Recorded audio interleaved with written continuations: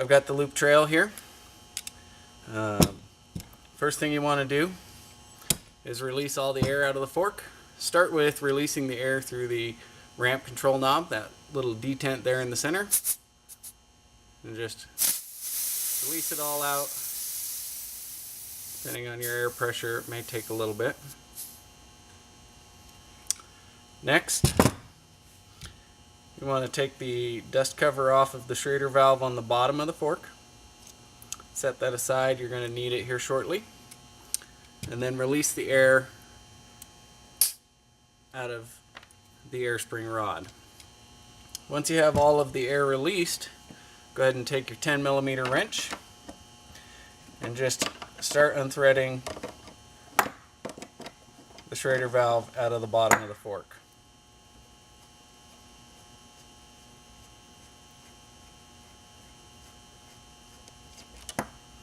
With the Schrader valve removed, easy thing to do is pop the O-rings off and use this as your removal tool so that you can pop the bolts or the rods loose out of the bottom of the fork.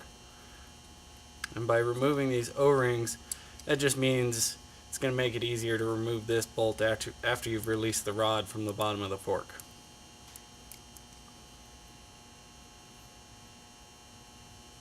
In your seal kit, there are 4 new O-rings, so if your O-rings are damaged at all or the fork is a little bit older and you want to go ahead and replace those, just at this point toss those O-rings away.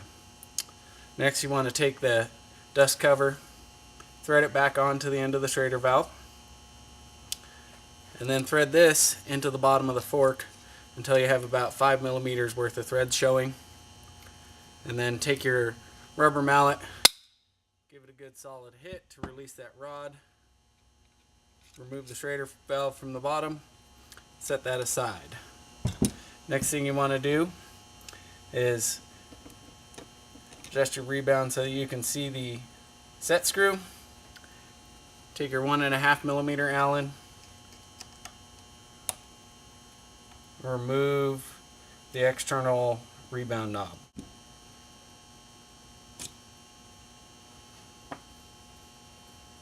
With that removed, you want to go ahead and take your rebound removal knob, attach that to the end of the rebound bolt. Take your 10mm wrench. While holding the rebound removal knob, go ahead and remove that bolt.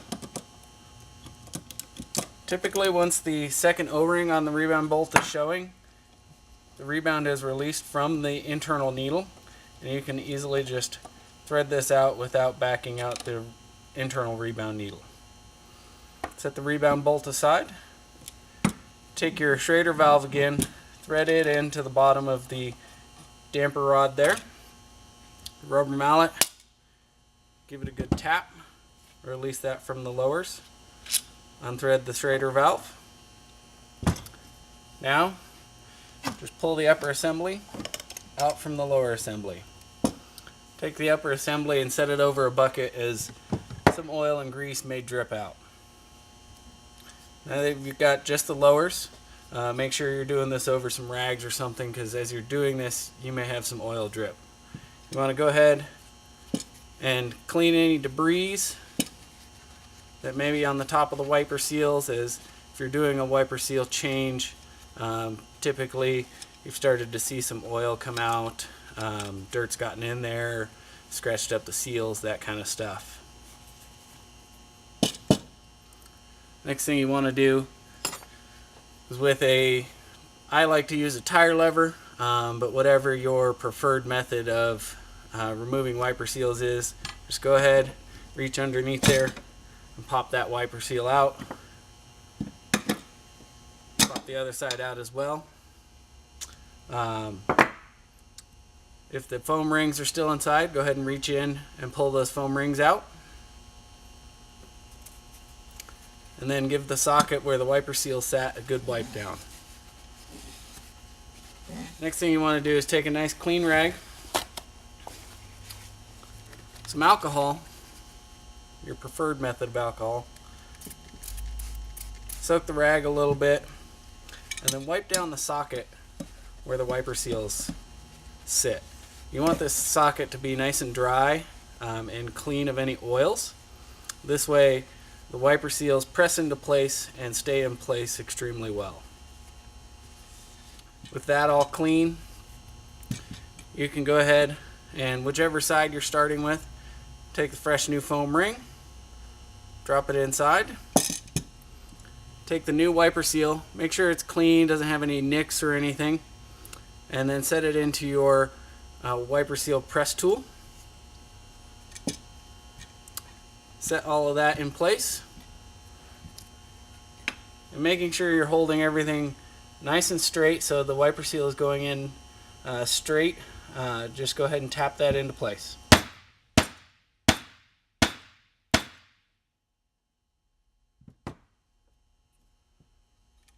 With one wiper seal in place, inspect to make sure that the wiper seal is nice and flush and you don't have any gaps between the casting and the lip on the wiper seal. And then go ahead and move to the other side.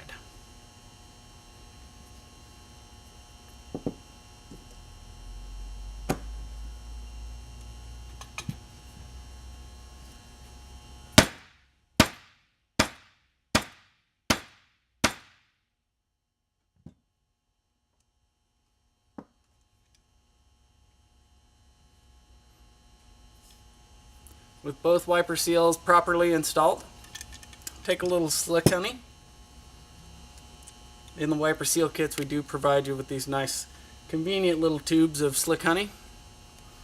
And just in each wiper seal, go ahead and squirt about half the packet and then squirt the rest into the other seal.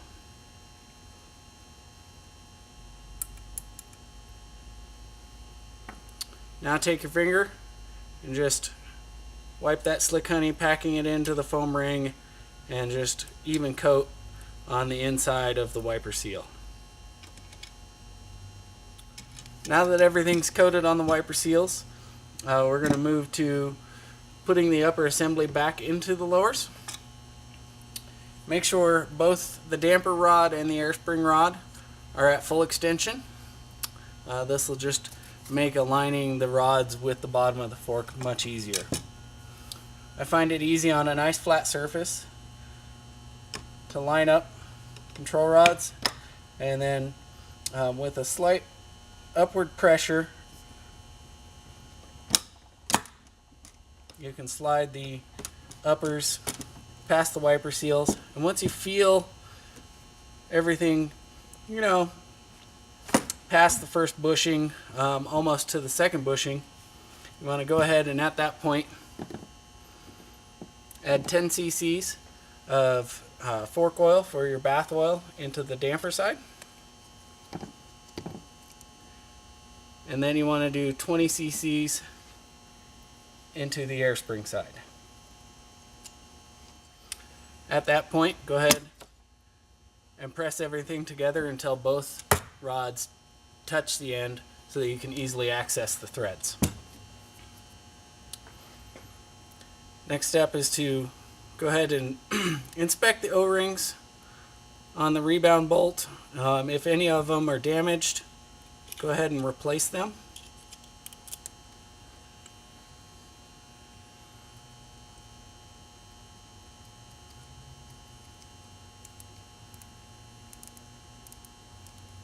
Set that aside so that you can take the corner of a rag and clean out any excess oil that may have pooled inside the rod here.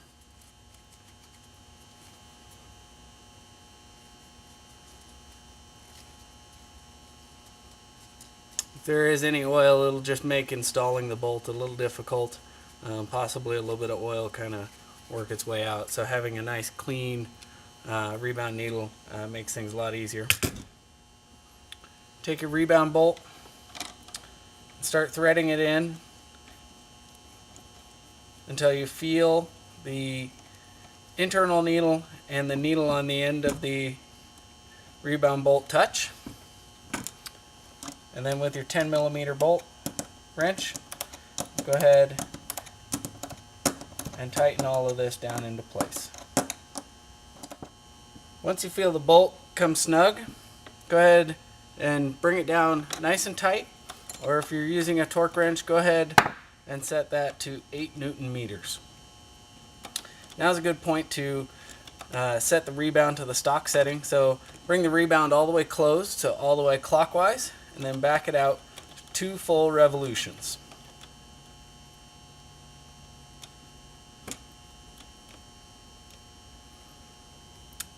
Go ahead and remove the rebound installation knob. Give everything a little wipe down, and then reinstall the external rebound knob.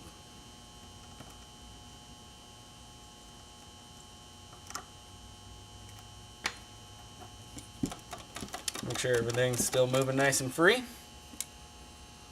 Next step is to install the new O-rings or reuse the old O-rings if the old O-rings are fine.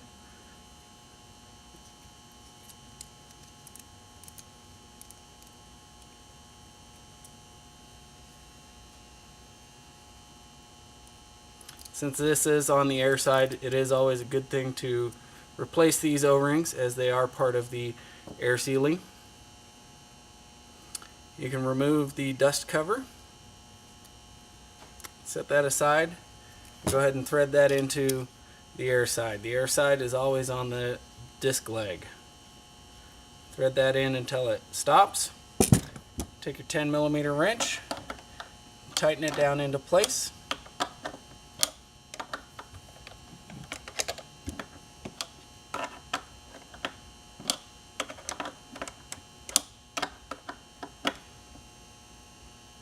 Bring it down nice and tight, or 8 Newton meters if you're torquing it as well. With everything all installed properly, go ahead and attach your pump with the equal air system. You are starting fresh, so go ahead and pump the fork up. I always start with 50 psi. And then you can leave the pump attached. Go ahead and take the fork and pull it to full extension so that both chambers of the air spring do balance properly. At this point, go ahead and bring the fork up to operating pressure. Give the fork one more slight tug to full top out, making sure everything's balanced properly. Check the air pressure is still right where you want it to be. Remove the pump. Reinstall the dust cover.